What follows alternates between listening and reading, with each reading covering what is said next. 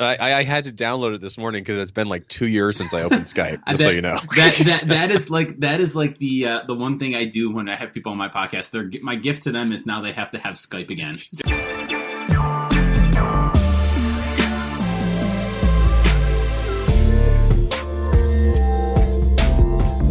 Every writer knows that the best conversations about writing don't happen in classrooms or symposia or any other fancy artisanal setting. They happen at the bar, usually after deadline. That's the vibe we're going for here. This is The Other 51, Conversations About Writing. I'm Dr. Brian Moritz. Today's guest is Dr. Jeremy Littau, Associate Professor at Lehigh University.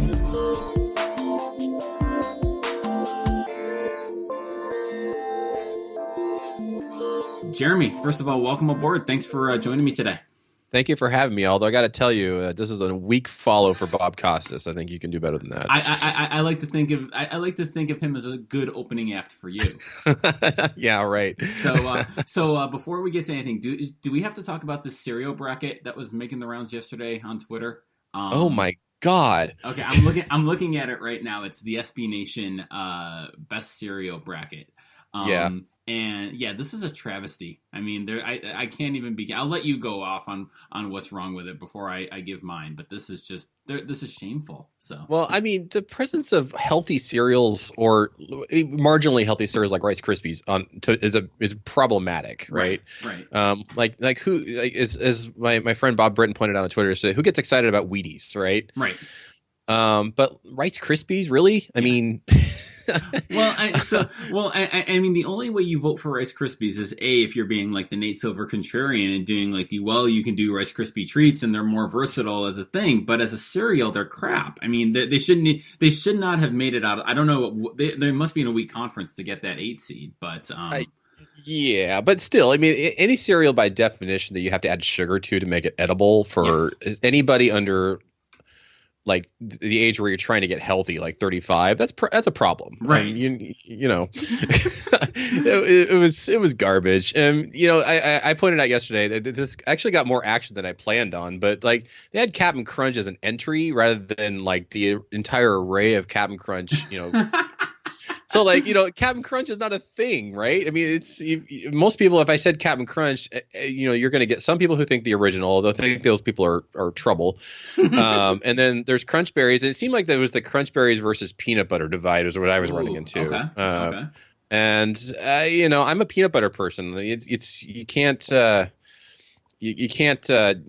combine them into one thing because they're very different kinds of cereals, right? But, they got Golden Grams as a 6 seed in one of the regions. Awful. Oh, and then they pair it up against Cinnamon Toast Crunch. I mean, like that's the group of death, as it were, for the cereal bracket, right? Right, absolutely. So I don't know. I mean, it was missing. If you want to put healthy options there, think like oatmeal squares, which at least taste good, right? Or like a kashi or something like that. You can have at least a little, okay, I don't know how, your mileage varies on kashi, but at least if you're going healthy, you're going all out. Wheaties isn't healthy. Wheaties is just, you get you get like when Michael Jordan was on the box and you got it because Michael Jordan's on the box and you think he eats Wheaties for breakfast, even though he knows he doesn't. So anyway. Wheaties is an untitled Michael Jordan vehicle. I mean, like it could have been called anything, right? I mean, right? So yeah, the bracket was garbage. Like I assume that's why they're putting these things out. Their SB Nation was like trying to get people talking about their bracket because we're not really voting on this, right? No. So.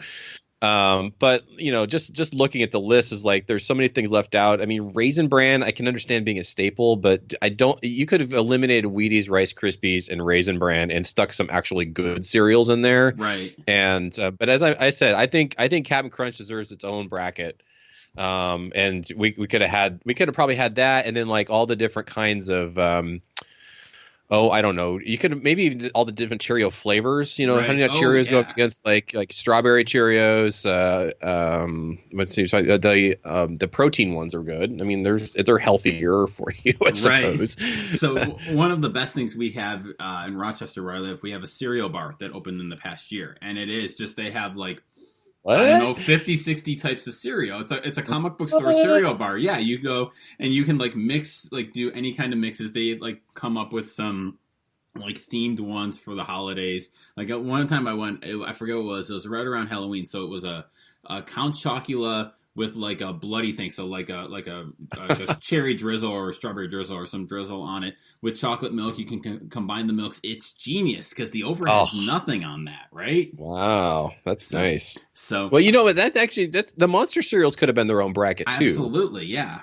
Yeah, so. I mean, so we could have had a Monster cereal region, a Captain Crunch region, you know, and then you could have had some rando on the other side, you know, or I'm not sure which, but like the Grape Nuts bracket for the old people or something like that. Yeah, right. But like, you know, Golden Grahams and Cinnamon Toast Crunch being, by the way, not number one seeds, but also in the same bracket. I mean, that's that's like the Duke and North Carolina of this cereal competition, if you ask me. I mean, I was advocating for Captain Crunch, and I don't even think it's the best cereal in the bunch, but those are both slighted top seeds. Absolutely. You know, Golden Grahams gets treated like a mid-major. It's ridiculous. It is. So, well, we are enjoying. I mean, this is America's best cereal. Did you podcast. talk about this with Bob Costas? So, you know, I was thinking about that earlier today. Like, there was no, obviously, but there's some level of wanting with me in that podcast to want to ask him so the cereal bracket, what do you think? Because you know he didn't see it. He's not on Twitter. He's not on social media. Sure.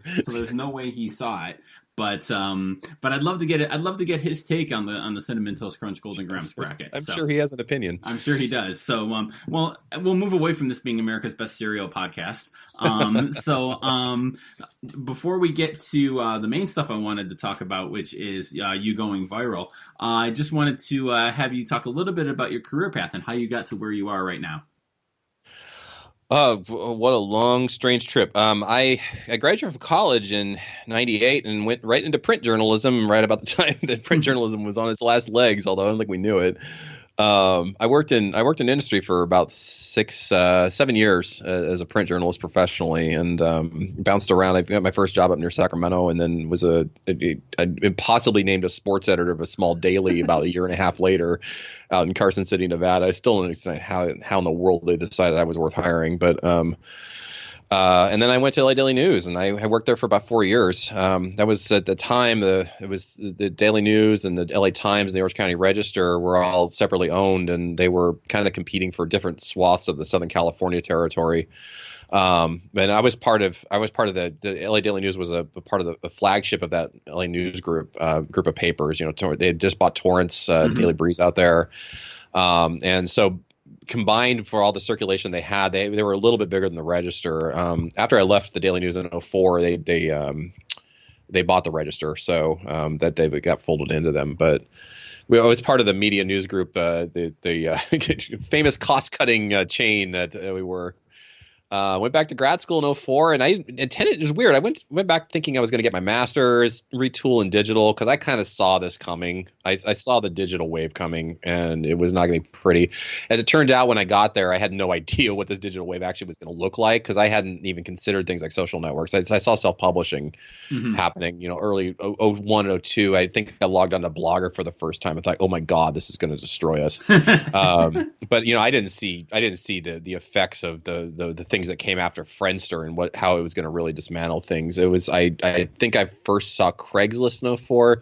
It took me about a year to realize this was going to destroy us. So I stayed through my PhD at Mizzou, got that in '09, and I started at Lehigh. It was my first and only academic job. So I intending to go back in industry, and I decided to stay because I fell into a really interesting citizen journalism project while I was at Mizzou my first semester as a master's student, and really fell in love with the idea of self-publishing and social networks, and so I stayed through. I produced one of the first social network topic dissertations in our field at the time, and so I was I went on the market at a time when I was kind of ahead of a wave that was coming for like the next generation of ways of studying online. So it was kind of a niche for me, and I kind of took advantage of it while I had the chance. So we're contemporaries both in when we graduated college and kind of our academic career paths. You went a few years before I did, but I love looking back at that era, that early to mid 2000s era, and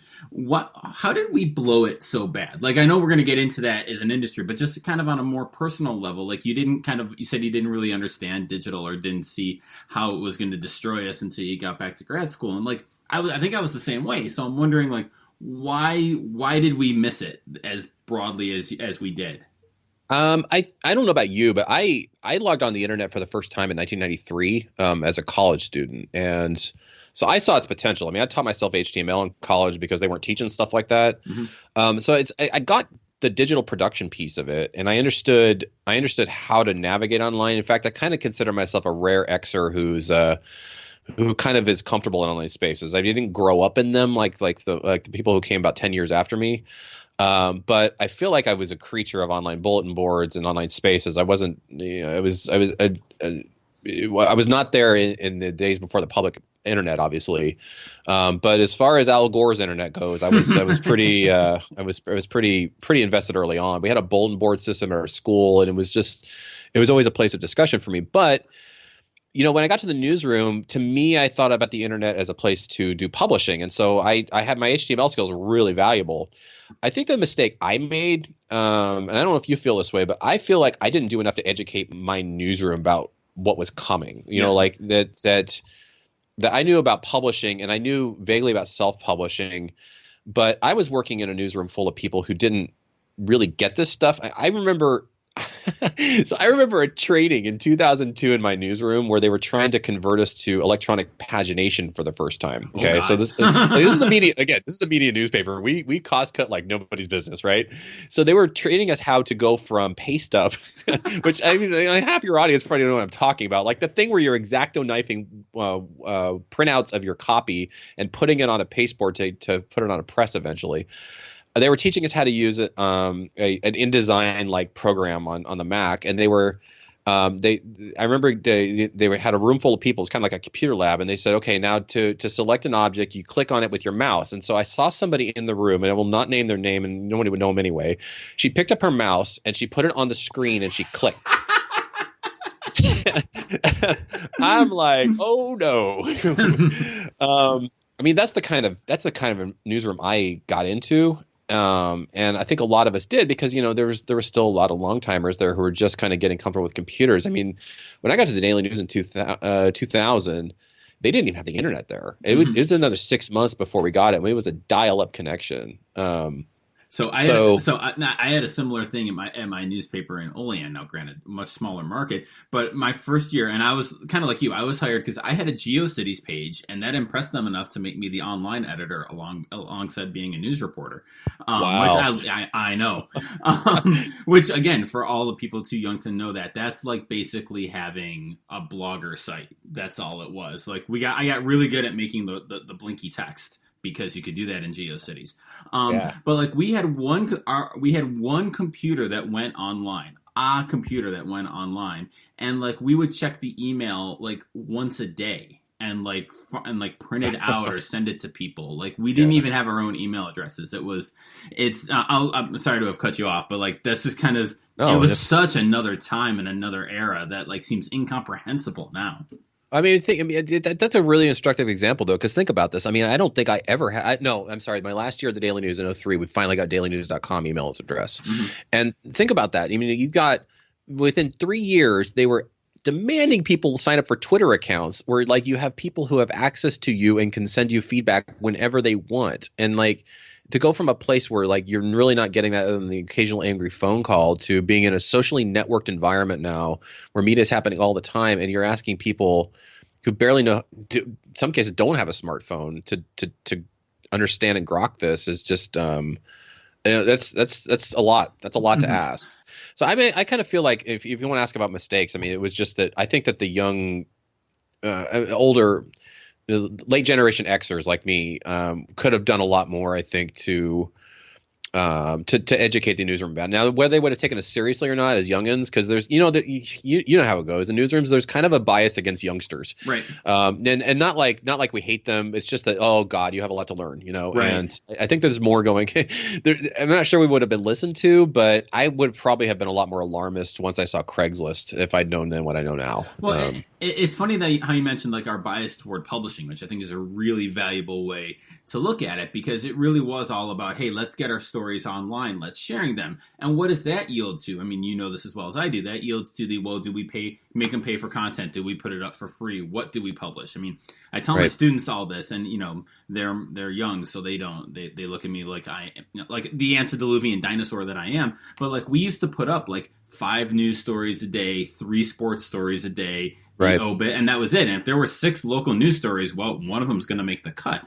which is ridiculous, looking back on it. But right. but I do think about that, like if we hadn't kind of been so publication oriented and more kind of socially networked and seeing it as that. But at the same time, it's one of those things where I think it's very easy for all of us to look back and say, well, what we didn't do right. But then I do think of your newsroom where the person is putting the mouse on the screen to click, and like that was the reality. And like, how do you convince this person to get to think of journalism as like this socially networked, process oriented thing as opposed to the product based thing? Like the hill was so steep, it was like a vertical line looking back on it.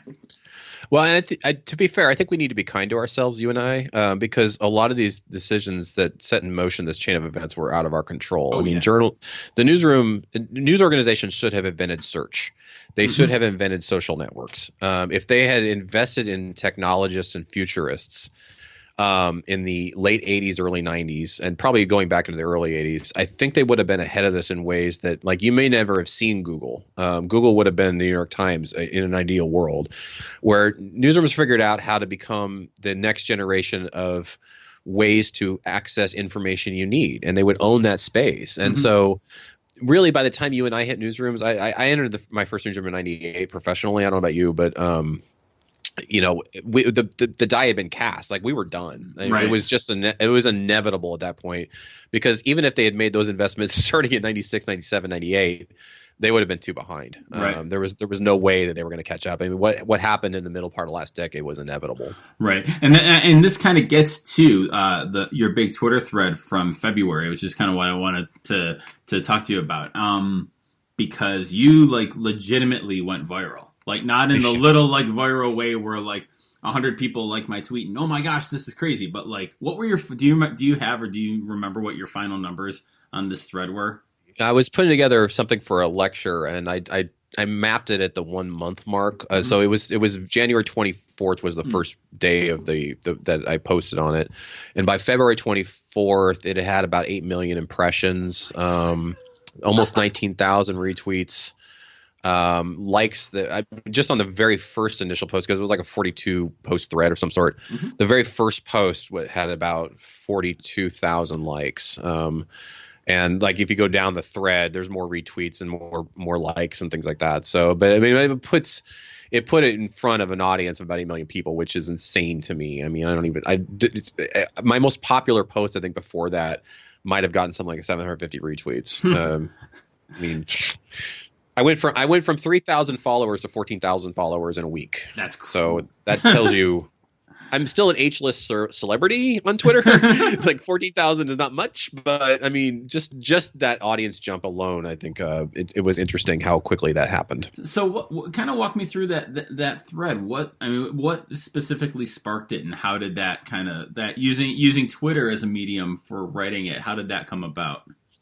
It's interesting. The genesis happened about 3 days before. There was the announcement of the BuzzFeed layoffs, I believe it was, and it was a Monday night. So and Chris Hayes tweeted something out, because he retweeted the news about the BuzzFeed layoffs, and he asked a question, is how come we can't figure out a sustainable model for news? And I quote tweeted him, which is one thing I do a lot on Twitter. I take somebody's thought and amplify it, but also add a little bit something to it, rather than just like, yep, I agree with this. And in this case, I said, we talked about this in my intro class just this morning. It was the period of consolidation and lack of investment in newsrooms in the 80s and early 90s was what set the stage for this, because the newsrooms have been playing from behind and they're too buried in debt. And Chris Hayes retweeted that. Now, I think one thing I had going to my advantage in this case, I think he saw it because I was Twitter verified at the time.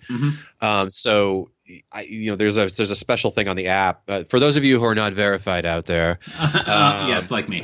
But on the app, once you're verified, there's a special mentions from verified users tab on your mentions screen. So like you can see who's mentioning you on Twitter, but there's also a second layer you can go to that just talk about people who are just verified who are talking to you.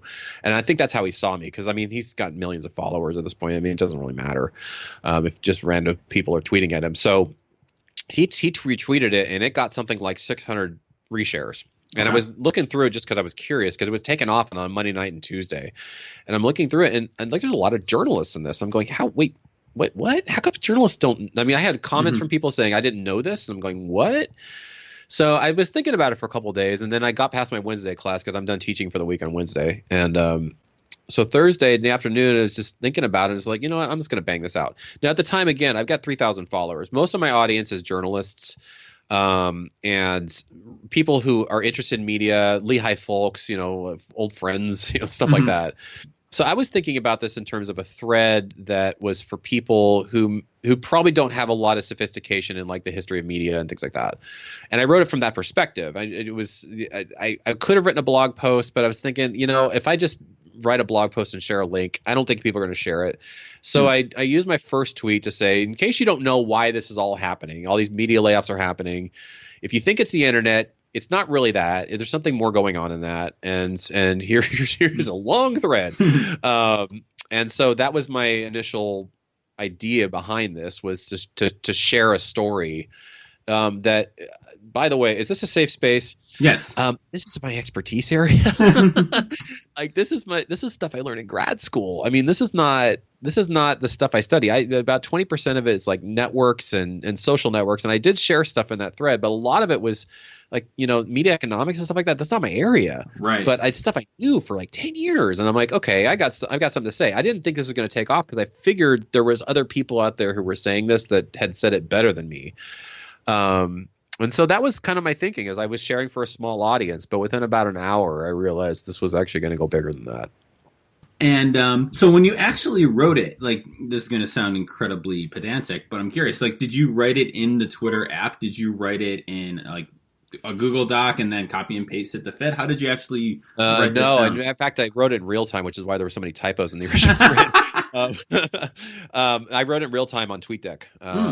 Yeah, I just I took the previous post and did a reply to it the way I teach my students to do it. Because when we do Twitter threads, and I practice that stuff, they're doing like 3 or 4.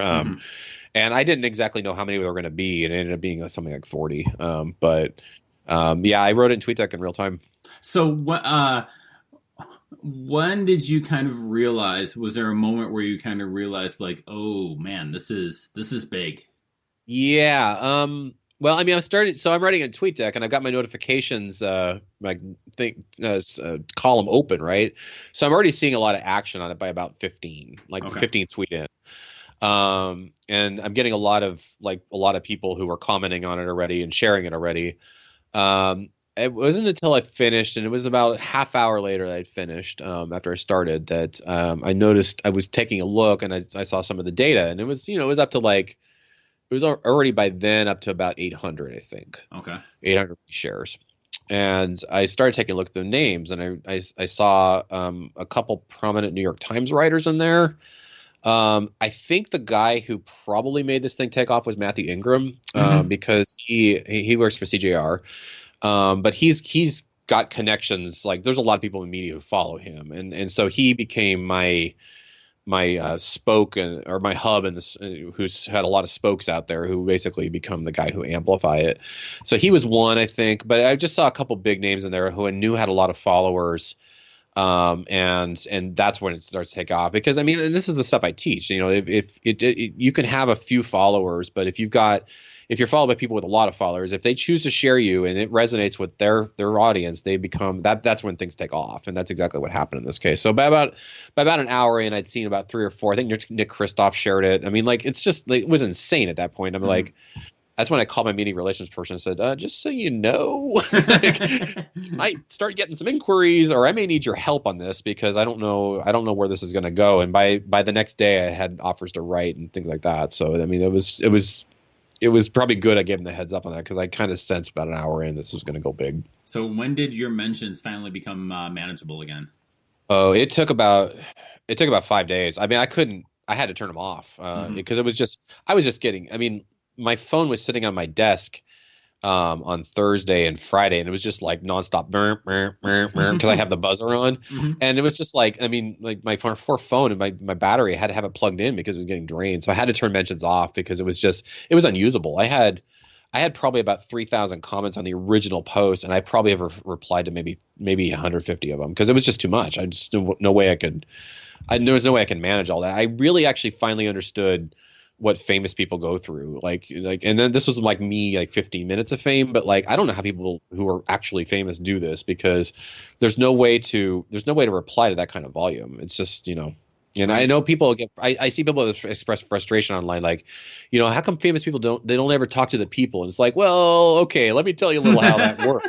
It's like you can. I mean, as much I am a person who loves to reply to everybody because I think that's to me is what my Twitter ethic is. But I just had to make peace with the idea I was going to let a lot of this go because there was no way to do it otherwise. I was going to say, because you mentioned me in a piece I wrote for Neiman Lab in the thread, in one of the tweets on the thread, and even my mentions from that were just like, I bet. not of course a fraction of yours, but even that, like, yeah, it is staggering to think like what like Ariana Grande's Twitter feed must look like or Yeah, something like yeah, that if she opens it up. yeah. So You and probably gained some followers out of that too, though, right? I mean, like I definitely, you yeah. yeah, yeah. So Thank you for that. sorry about that. No, and it kind of gets at a larger idea too. I wanted to hit at that you've written about, I think on Twitter and other places too, and about public scholarship and kind of your thinking and the importance of it, and just kind of talk a little bit about that and kind of where you see, our academic work from a scholarly perspective, but now kind of in more of a public sphere than maybe we're used to doing.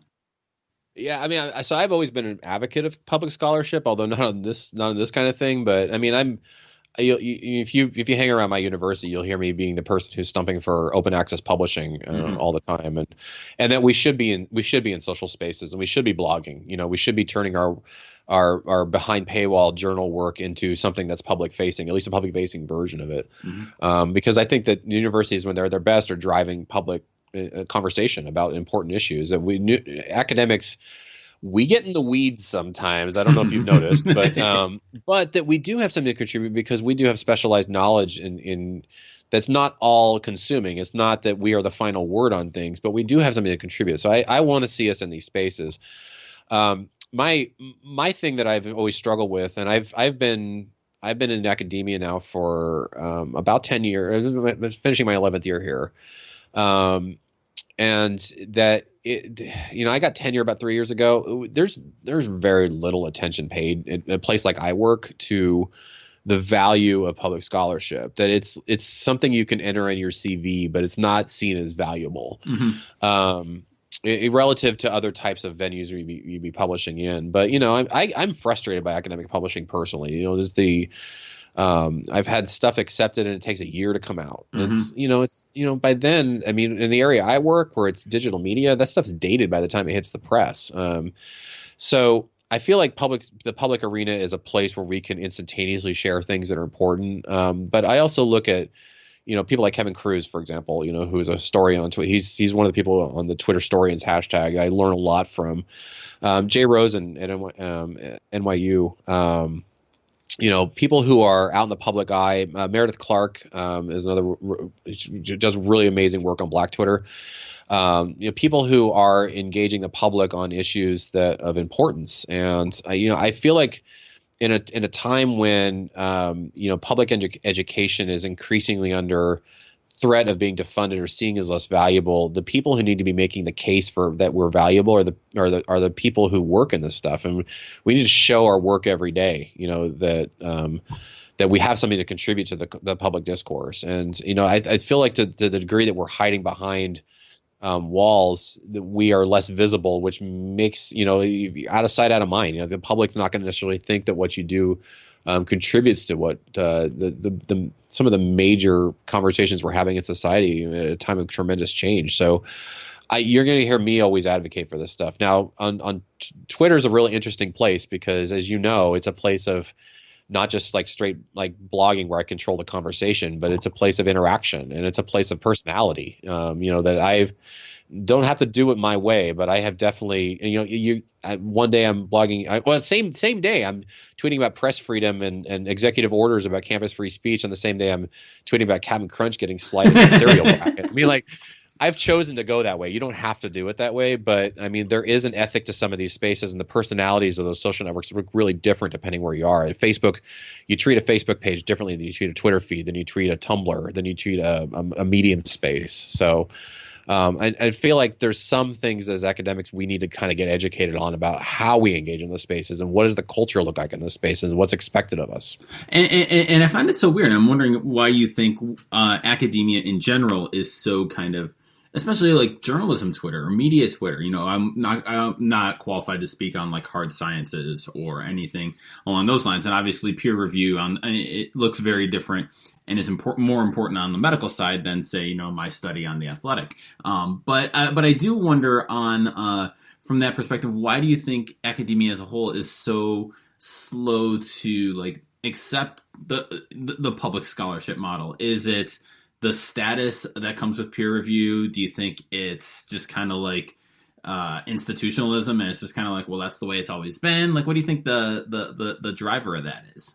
The incentive structure is all screwed up. I mean, when I went up for tenure, the way they evaluated my scholarship was to send out my packet of journal articles to something like 10 external evaluators. And it was the job of other academics to say his work is good. So like there's no public role in like assessing whether my work is good, right? So in a public scholarship mode, how do you do that? I mean, you can leave it up to the aggregators, basically. How many times did he get retweeted? What's the data look on his blog posts, you know, and you're kind of leaving it to the unwashed masses to decide you know, whether his work is worthy. And I think we have a real aversion to outsourcing anything that's not done through academia, you know, because external review for tenure is outsourcing. It's right. Basically relying on other people to basically stand in and say this work is good because we don't know. I'm in a College of Arts and Sciences. I was evaluated by like a biologist and a chemist and somebody in psychology. I mean, like, we don't have a journalism school, so like, how are they going to know whether my work is any good, right? Well, external evaluators became the thing. So that's a really important piece of this puzzle, because now when we start talking about public scholarship, how do we evaluate that, right? I think that relies on the public to say, I would look at a public scholarship evaluation of worthiness based on how much interaction does their blog post get, how much interaction do they get on Twitter, what kind of work are they doing, and then how often are they cited in media? You know, like do people want to seek you out for interviews?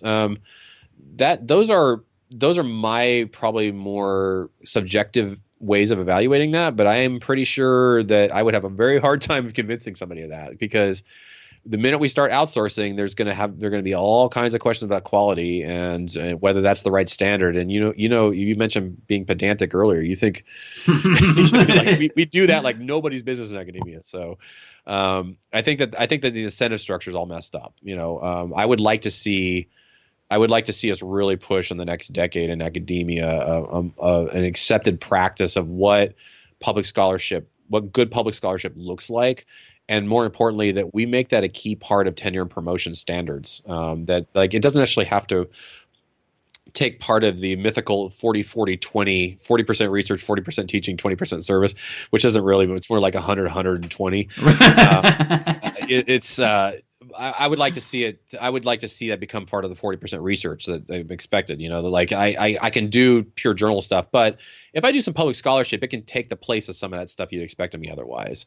But to do that, we have to change our standards, and I think that's a broader conversation I think we need to have. Well, and I like the idea too of the public-facing nature of work. Like, we all have papers in academia that are under review that don't get accepted or get revised, or like chapters that we don't like sections of research that don't necessarily get published or we're waiting to get published. And for me, that's a prime area for us to put that out publicly, whether it's a blog, Twitter, or however. And kind of, you know, not waiting for that, you know, review or two to bless this article and let it go off into press and to kind of, you know, show your work and be part of the conversation. Now, I am curious how much your attitude toward this has changed in the past couple of years, given all the stuff going on with Facebook and, kind of Twitter's awfulness, and, we hate whatever social network we're hating on each day. Yeah. And they're all worth hating on a lot of levels. But how does your thinking of like the public sphere and social and networks and all this, how's it evolving as we learn more about kind of the long-term impact of these networks? I mean, that's a really important question. I mean, I kind of feel like you kind of have to separate the public facing nature of your work from the network itself. Mm-hmm. I frequently refer to Twitter as a hell site, even though I use it all the time. And so, I don't do public scholarship very much on Facebook. But Twitter's become my venue for that because that has the audience. I mean, like, that's an audience full of journalists and, people I want to have access to my work if I want to make an impact on the public conversation. So I've kind of chosen Twitter, that space, knowing that A, it's a place of a lot of abuse, and B, it lasts forever. You mm-hmm. just don't know. I think you have to kind of be open to being critical of the places where you are doing public scholarship. That, I criticize the news media sometimes, but I published in the Washington Post just last month. Mm-hmm. I mean, those are, I think you have to, for consistency reasons, I think you need to do that. But at the same time, I think, we can't be afraid of the platform. The platform provides an opportunity for us to say things. And as much as I am critical sometimes of the ways in which, some of these citizen news organizations function, they make awful decisions, that if they provide us a venue to say things, I think we need to take advantage of that, because I don't think we have the luxury of being purist about, I'm not going to go on Twitter because it's an awful place.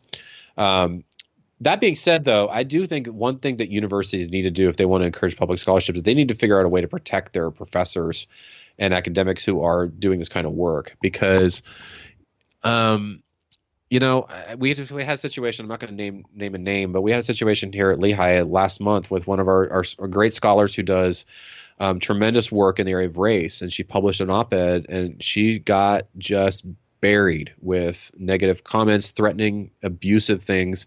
She had letters sent to her office, and they got campus police involved. And if last I heard, I think they might have even gotten the FBI involved. Wow.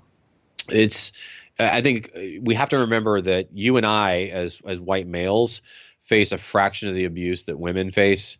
We have research that says that people of color, particularly women, face just the kind of abuse that I can't even fathom. And so I think in concert with any decision to elevate public scholarship as a good within the university needs to come some investment in resources to protect the people who are saying those things. We don't want to make it difficult or untenable for our vulnerable faculty to weigh in on important public issues just because of their demographic characteristics. I think it's a really important thing.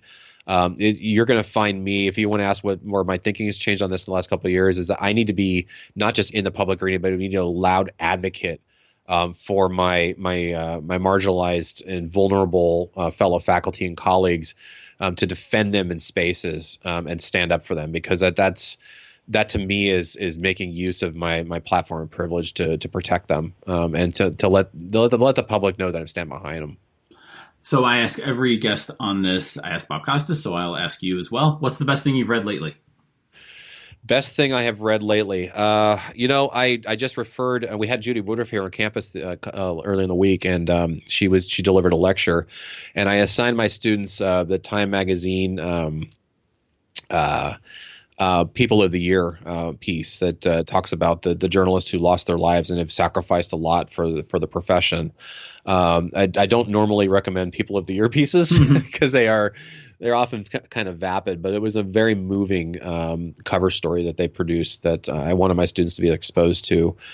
So I recommended that because I think it was there to seed a discussion with the students and Judy about the value of journalism in this day and age, and what journalists often sacrifice behind the scenes that people don't always know about. I mean, they get visibility when they lose their lives, but I think journalists make sacrifices every single day in their lives. I mean, you give up time with your children and spouse, and you work nights and weekends and hellacious shifts, and those are not the life losing, limb losing parts of the profession. But one thing I think is lost in the public discussion sometimes is the sacrifices journalists make, big and small, to bring you the news and keep the public informed. And I think if that story was out there more, I would hope that we could change this conversation away from maybe us being the enemy of the people and more like the people who sometimes make you angry, and that's because of the human beings behind the scenes. So that's one thing I would recommend. Awesome, Jeremy. That's a good note to end on. Appreciate your time. Thanks so much. Absolutely. Thank you for having me.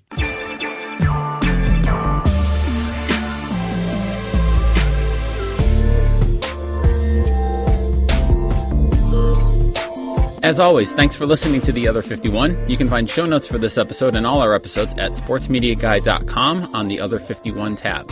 You can subscribe to the show wherever you get your podcasts. I can highly recommend Overcast for this. Our theme music is by Ellie Moritz.